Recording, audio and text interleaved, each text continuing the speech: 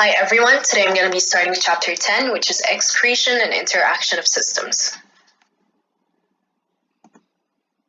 This section talks about the overview of excretory system. In our everyday life, we do a lot of activities that can affect homeostasis. For example, food we consume that may change the pH in our blood, and exercising that can change the osmotic pressure of our blood, and the stress of taking a test that can affect hormones whose target cells are in the kidneys. The excretory system helps return all of these variables within a normal range, and it also helps maintaining homeostasis. While these activities are happening, our cells are provided with nutrients and oxygens by the digestive and respiratory systems. Also, the circulatory system ensures that the substances required for metabolic activities is obtained by each cell in the body. Activities such as energy release, maintenance, and repair. These activities result in waste products that could damage the body if excretion does not happen. What's excretion? It's a process of separating waste from body fluids and eliminating them from the body. It's performed by several body systems, including respiratory, integumentary, digestive, and excretory. For example, the respiratory system excretes carbon dioxide and small amounts of other gases, including water vapor. The digestive system excretes water, salts, lipids, and a variety of cellular chemicals. Most metabolic wastes are dissolved or suspended into solution and are excreted by the excretory system, which is the system that regulates the volume and composition of body fluids by excreting metabolic wastes and recycling some substances for reuse. The main organs include kidneys, ureters, bladder, and urethra. It's also known as the urinary system. Functions of the excretory system.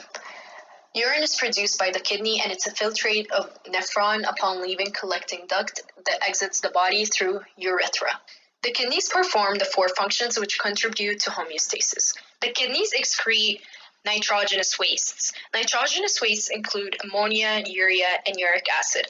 Ammonia is highly toxic, but it's converted in the liver to a less toxic compound, which is urea. Urea makes up the majority of nitrogenous waste in the body, and about half of it is eliminated in urine. The uric acid is present in much lower concentrations and it's contained in urine. The second function is maintaining water-salt balance. The kidneys maintain the appropriate balance of water and salt in the blood. Blood volume is closely tied to the salt balance of the body. So basically, by regulating salt volume in the blood pressure is also regulated. The kidney also helps maintain the appropriate level of potassium, bicarbonate, and calcium in the blood. The third function is maintaining of acid-base balance. The kidneys monitor and help keep the blood pH at about 7.4, mainly by excreting hydrogen ions and reabsorbing bicarbonate ions. And the human urine usually has a pH of 6 or lower. The last function is the secretion of hormones. The kidney secretes two hormones, calcitriol and erythropoietin. Calcitriol is the active form of vitamin D, which promotes calcium absorption from the digestive tract. Erythropoietin stimulates the production of red blood cells and is released in response to increased oxygen demand or reduced oxygen carrying capacity of the blood. The kidneys also secrete renin, which is a substance that leads to the secretion of the hormone aldosterone from adrenal cortex. Organs of the excretory system. The excretory system is mainly composed of kidneys, ureter, urinary bladder, and urethra. The kidneys are a pair of organs that filters waste of blood which is excreted in urine and adjusts concentration of salts in the blood. The function of kidney is excreting metabolic waste and it produces urine. The kidneys are located in the area of the lower back on each side of the spine.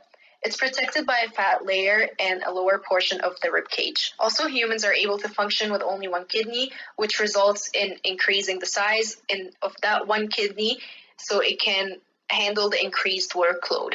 The second organ is the ureter, which is a pair of muscle tubes that carry urine from the kidneys to the bladder. The kidneys release urine into ureters and is moved down by smooth muscle tissues to the urinary bladder. Third organ is the urinary bladder, which is where the urine is stored before being discharged by way of the urethra. Drainage from the bladder is controlled by two rings of muscles called sphincters, which must relax before the urine can drain from the bladder. And lastly, urethra, which is a tube through which urine exits the bladder and the body. In males, the urethra is approximately 20 centimeters long and merges with the ductus deferens of the reproductive tract to form a single passageway to the external environment. In females, the urethra is about 4 centimeters long and the reproductive and urinary tracts have separate openings. To recap what I said the last slide about where urine is produced and how it leaves the body, first urine is produced in the kidneys, then it goes to the urinary bladder through the ureter, which is moved down by smooth muscle tissues. Then it's temporarily stored in the urinary bladder, and then it exits the body through urethra. And now we're going to focus on the kidneys. In each kidney, the concave side has a depression where a renal artery enters and a renal vein and a ureter exit the kidney. The renal artery is a blood vessel that originates from the aorta and delivers blood to the kidneys. It splits into a fine network of capillaries within the Bowman's capsule of nephron. The renal vein is a blood vessel that drains from the kidneys and returns to the body the solutes and water reabsorbed by the kidney. Each kidney has 3 main regions: the renal cortex, the renal medulla, and renal pelvis. Nephrons are embedded within the renal cortex and extending into the renal medulla. What are nephrons? They're a microscopic tube-like filtration unit found in the kidneys that filters and reabsorbs various substances from the blood and produces urine. Each nephron is organized into 3 main regions: a filter, a tubule, and a duct.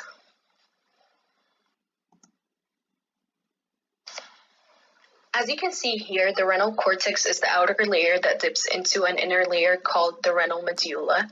And the renal pelvis is the central space, and it's continuous within the ureter. And if you look at letter C, you're going to see the collecting duct, which is one of the main regions of the nephrons.